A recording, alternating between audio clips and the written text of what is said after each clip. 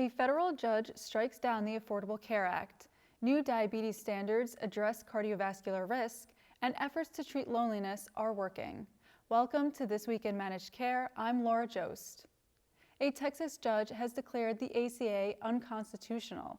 U.S. District Court Judge Reed O'Connor found that when Congress eliminated the tax for failing to carry health coverage in 2017, it caused the rest of the healthcare law to crumble. O'Connor wrote, Congress stated many times, unequivocally, through the enacted text signed by the President, that the individual mandate is essential to the ACA. And this essentiality, the ACA's text makes clear, means the mandate must work together with other provisions for the Act to function as intended. Many disagreed with O'Connor's ruling, and California's Xavier Becerra vowed to lead fellow Democratic attorneys general in an appeal.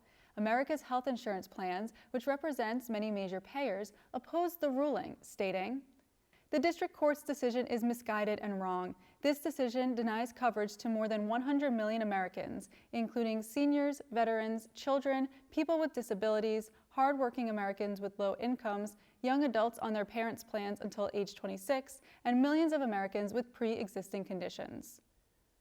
With the ruling coming the day before the end of open enrollment, HHS noted that the ACA remains intact for now and said, "The recent U.S. District Court decision regarding the Affordable Care Act is not an injunction that halts the enforcement of the law and not a final judgment. Therefore, HHS will continue administering and enforcing all aspects of the ACA as it had before the court issued its decision."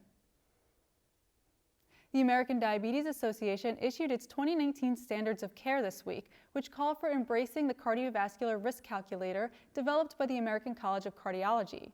The standards call for using SGLT2 inhibitors and GLP-1 receptor agonists in patients with type 2 diabetes who also have demonstrated cardiovascular risk, using a GLP-1 receptor agonist first before using insulin in patients with type 2 diabetes to control blood sugar, taking steps to reduce therapeutic inertia in primary care practice and more actively managing diabetes in overweight youth, and simplifying medication for some patients who are age 65 or older.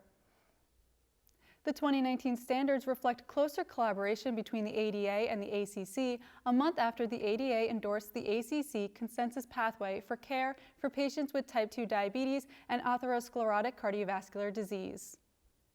The health concerns of Americans living alone as they age gave rise to CareMore Health's Togetherness program, designed to address the problem of loneliness among seniors.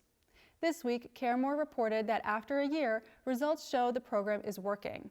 Results released by CareMore show enrollees increased participation in exercise programs by 56.6%.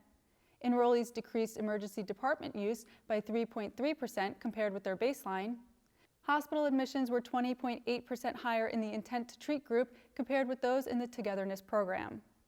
Said CareMore Health CEO Dr. Sachin Jain, "As studies reveal that senior loneliness can increase a person's risk of mortality more than air pollution, obesity, and excessive alcohol use, it is more important than ever that we come together to exchange ideas and discuss solutions." CareMore's Togetherness officer, Robin Caruso, discussed the program earlier this year in Evidence-Based Oncology. For more, visit ajmc.com. There is strong alignment between the value frameworks of two major oncology organizations, according to a new study. A joint assessment of the frameworks of the American Society of Clinical Oncology and the European Society for Medical Oncology found comparable measures for clinical benefits in roughly 2/3 of more than 100 drug comparisons. The analysis appeared this week in the Journal of Clinical Oncology.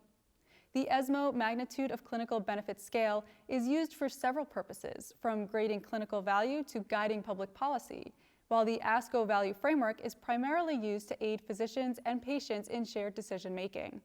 For more, visit ajmc.com. Finally, a new study in the American Journal of Accountable Care finds that chronic opioid therapy for pain treatment other than cancer is associated with increased healthcare spending as well as hospital stays. The study calls on payers to intervene before patients move beyond using opioids for a few days and transition to long-term use. Inpatient spending among the chronic opioid treatment group was $2,453 higher than that of patients who did not transition to long-term treatment. For the full study, visit ajmc.com. For all of us at the Managed Markets News Network, I'm Laura Jost. Thanks for joining us.